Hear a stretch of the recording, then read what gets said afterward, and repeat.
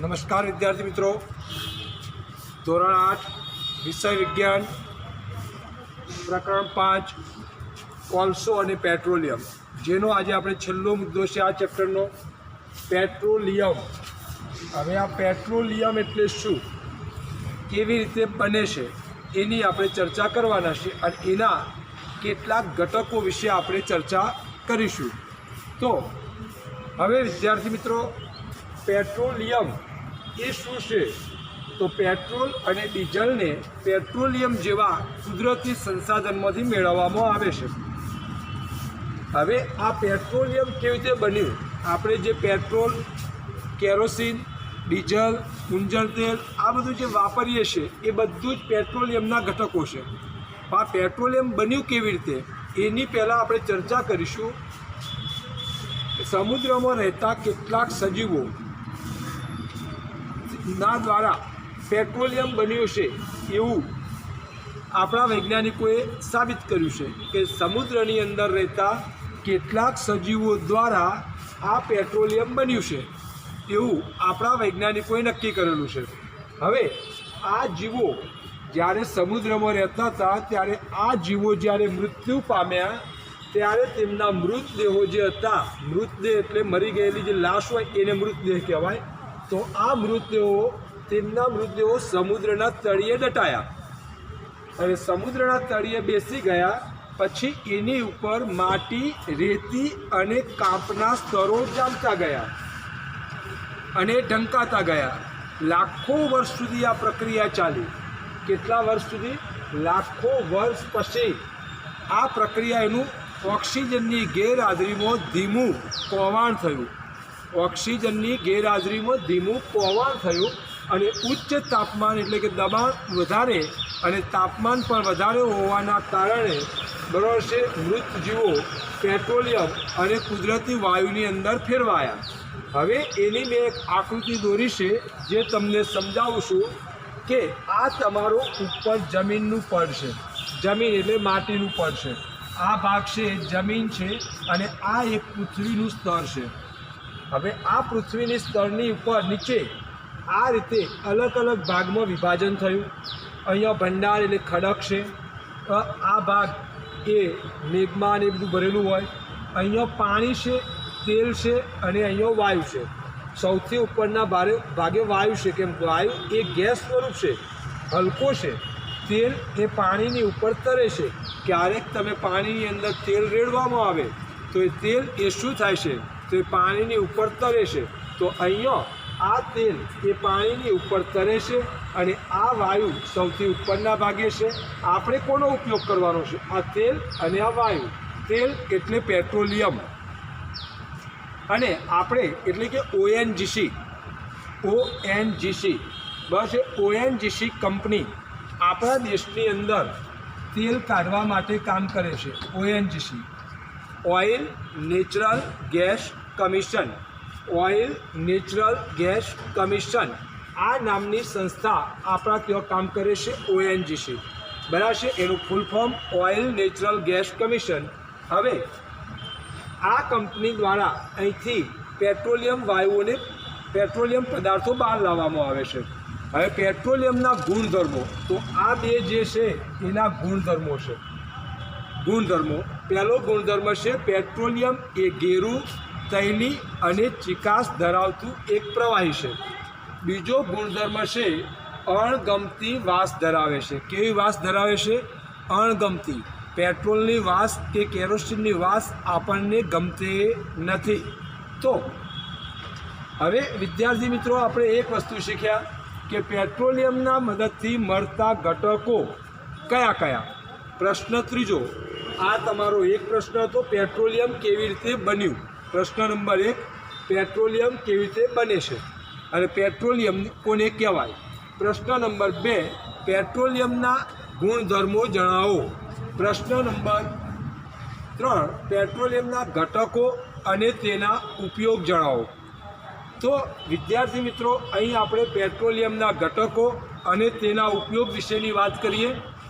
તો પેટ્રોલિયમના ઘટક અને તેના ઉપયોગ, તો મેં તમને શોર્ટકટ રીતે યાદ રાખવા માટે બરાબર છે.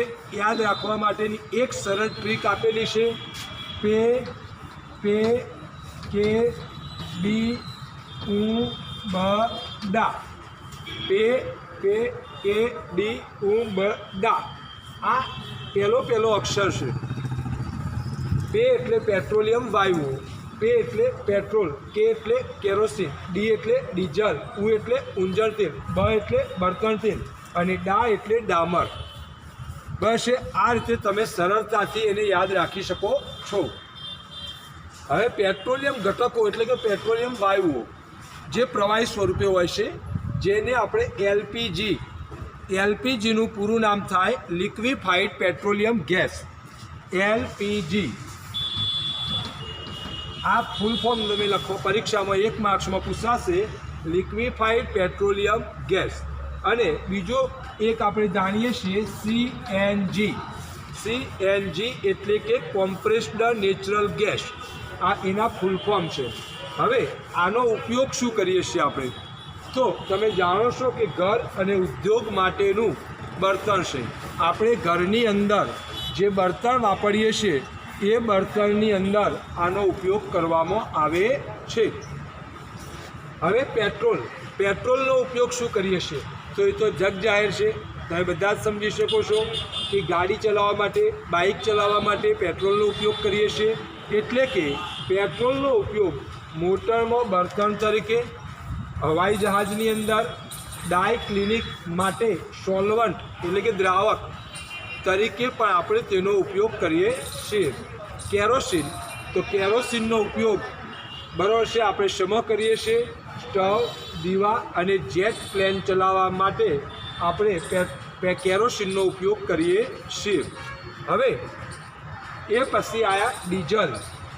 તો ડીઝલનો ઉપયોગ ભારે વાહન અને ઇલેક્ટ્રિક જનરેટર ચલાવવા માટે આપણે કરીએ છીએ. ઊંજણ તેલ, તો આંખોની અંદર જે આપણે કાજળ નાખીએ છીએ મેશ, એની અંદર ઊંજવા માટે એનો ઉપયોગ કરવામાં આવે છે. પેરાફિન મીણ, એનો ઉપયોગ આપણે મલમ બનાવવા માટે, મીણ બનાવવા માટે અને વેસેલિન બનાવવા માટે તેનો ઉપયોગ આપણે કરીએ છીએ. હવે છેલ્લે આવ્યો બિટ્યુમિન. બિટ્યુમિનનું બીજું નામ છે આસ્ફાલ્ટ અને આસ્ફાલ્ટનું બીજું નામ છે ડામર, જેનો ઉપયોગ આપણે રોડને સમતલ બનાવવા માટે અથવા તો બીજો ઉપયોગ છે એને રંગો બનાવવા માટે આપણે તેનો ઉપયોગ કરીએ છીએ. હવે આની અંદર 3 પૂરા નામ આવ્યા. ONGC એટલે કે oil natural gas commission, LPG એટલે કે લિક્વિફાઈડ પેટ્રોલિયમ ગેસ, CNG એટલે કે કોમ્પ્રેસ્ડ નેચરલ ગેસ. આ 3 ફૂલ ફોર્મ તમારે લખવાના છે. પૂર્ણ નામ લખો, પૂર્ણ નામ લખો. અને આને યાદ રાખવા માટે મેં તમને કીધેલું છે સરળ રીત, પે કે ડી બ ડા. પે એટલે પેટ્રોલિયમ વાયુ, પે એટલે પેટ્રોલ, કે એટલે કેરોસીન, ડી એટલે ડીઝલ, ઉ એટલે ઊંજણ તેલ, બ એટલે બળતણ તેલ, પેરાફિન મીણનું બીજું નામ છે, ડા એટલે ડામર, જેને અસ્ફાલ્ટ અથવા તો બિટ્યુમિનના નામથી ઓળખવામાં આવે છે. તો શોર્ટકટ કેવી રીતે યાદ રાખશો? તો કીધેલું છે પે કે ડી બ ડા. આ 7 શબ્દો, 7 અક્ષર યાદ રાખવાથી તમને આખો પ્રશ્ન યાદ રહી જશે. બરાબર છે? તો અહીંયા તમને હોમવર્કની અંદર આપણે આપીએ છીએ કે પ્રશ્નો, આપણે 4 પ્રશ્નો શીખ્યા. પ્રશ્ન નંબર 1, પેટ્રોલિયમ વિશે ટૂંકમાં સમજાવો. કયો પ્રશ્ન શીખ્યા? પેટ્રોલિયમ વિશે ટૂંકમાં સમજાવો. બીજો પ્રશ્ન આપણો છે કે પેટ્રોલિયમ કેવી રીતે બન્યું? પેટ્રોલિયમ કેવી રીતે બન્યું? ત્રીજો પ્રશ્ન છે પેટ્રોલિયમના ભૌતિક ગુણધર્મો. તો પેટ્રોલિયમના 2 ગુણધર્મો છે, ઘેરું તૈલી પ્રવાહી છે, અણગમતી વાસ ધરાવે છે. અને પ્રશ્ન નંબર 4 જે પેટ્રોલિયમના ઘટકો અને તેના ઉપયોગો. તો મેં તમને કીધેલું છે પેટ્રોલિયમ વાયુ, બરાબર છે, પેટ્રોલ, કેરોસીન, ડીઝલ, ઊંજણ તેલ, બળતણ તેલ અને ડામર. આ એના શોર્ટકટ નામ છે. હવે એની અંદર 3 પૂરા નામ આવે છે, ONGC, LPG અને CNG. ONGC એટલે કે oil natural gas commission, LPG એટલે કે લિક્વિફાઈડ પેટ્રોલિયમ ગેસ, અને ત્રીજું નામ છે CNG. CNGનું પૂરું નામ થાય કોમ્પ્રેસ્ડ નેચરલ ગેસ. તો આ એના પૂર્ણ નામ થયા. એ સાથે તમારા 5 પ્રશ્નો અહીંયા આપણે શીખ્યા.